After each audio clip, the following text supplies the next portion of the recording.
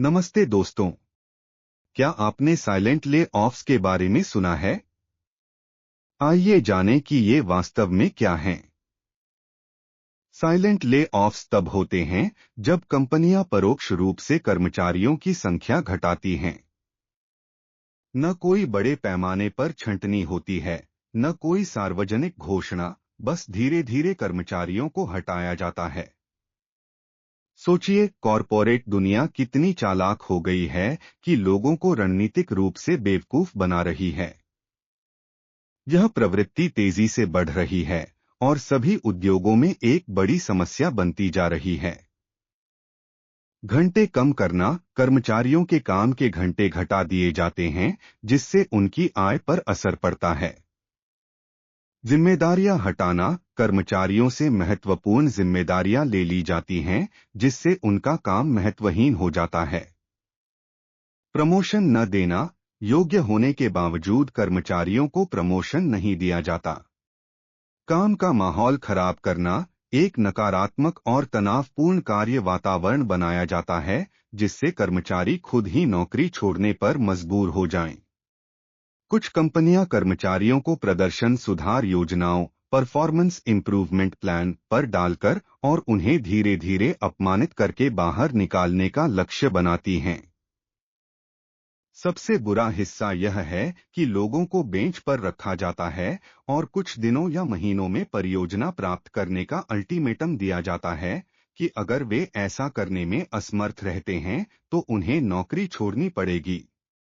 या तो अधिकांश परियोजनाएं पूरी ताकत से चलती हैं, या प्रबंधक रणनीति बनाते हैं कि व्यक्तिगत कर्मचारियों को समायोजित नहीं किया जाए ताकि उन्हें बाहर करने के लिए मजबूर किया जा सके।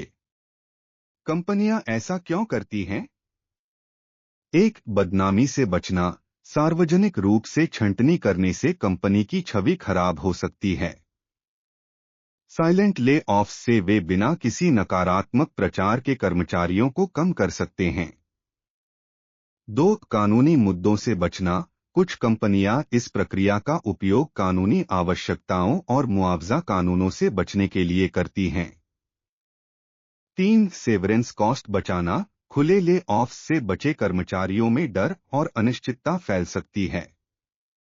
साइलेंट ले ऑफ से वे लागत बचा सकते हैं जो आमतौर पर छंटनी किए गए कर्मचारियों को दी जाती है। इसका प्रभाव क्या होता है?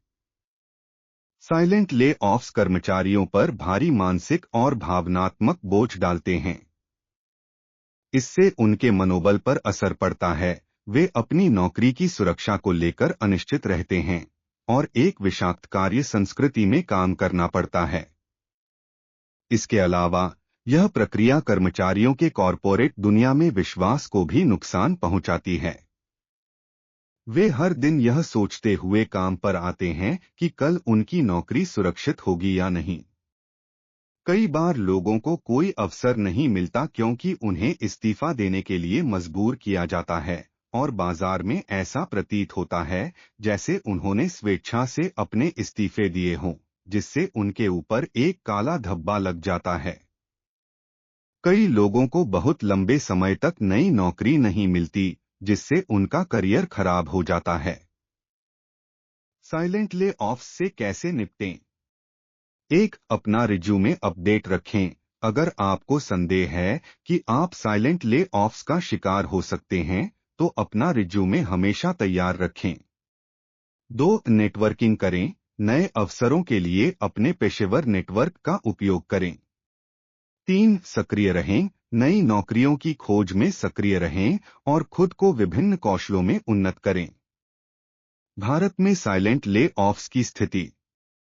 दुर्भाग्यवश साइलेंट ले ऑफ्स की प्रकृति के कारण इनका सही आकलन करना मुश्किल है। हालांकि all India IT and ITES employees union ने खुलासा किया है कि 2023 में लगभग 20,000 तकनीकी पेशेवर इस तरह की अघोषित छंटनी से प्रभावित हुए और यह संख्या वास्तव में और भी अधिक हो सकती है। इसलिए सभी को सतर्क रहने और सावधान रहने की आवश्यकता है।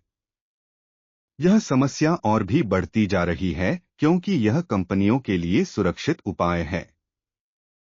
जानकारी रखें और मजबूत बनें। कृपया नीचे कमेंट में बताएं कि क्या आपने कभी साइलेंट ले ऑफ का अनुभव किया है या इस दृष्टिकोण के बारे में आपकी क्या राय है। अधिक जानकारियों के लिए लाइक, शेयर और सब्सक्राइब करना न भूलें। तब तक अपना ध्यान रखें।